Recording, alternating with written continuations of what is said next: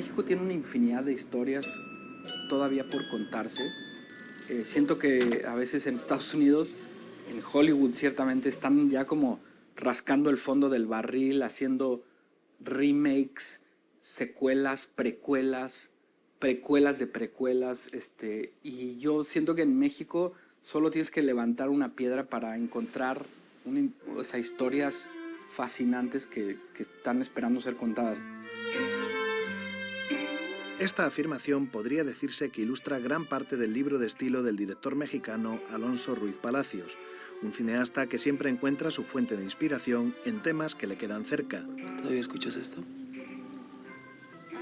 Epigmenio Cruz. Este güey pudo haber salvado al rock nacional. Desde la road movie espiritual de Güeros, en busca de un músico perdido, a la historia real de un espectacular robo en el Museo Nacional de Antropología de la Ciudad de México, o una mezcla entre lo experimental, documental y la ficción en una inmersión en el controvertido mundo de la policía de su país. Así como hay policías buenos, hay malos.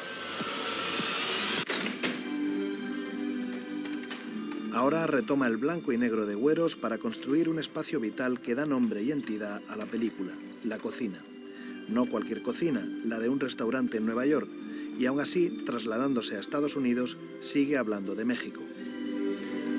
Hay una cita de Justo Sierra que a mí me gusta mucho que dice: pobre de México, tan lejos de Dios, tan cerca de los Estados Unidos. México, más que el resto de Latinoamérica, por razones geográficas, tiene una relación de amor-odio que es muy compleja. You are a barrel filled with laughs, aren't you? A barrel of laughs. You say, ah, ah. Ah, barrel of laughs. Right, right. If we were in Mexico, you say, como que hoy desayunaste, payaso, va. A ver, dilo. We're not in Mexico.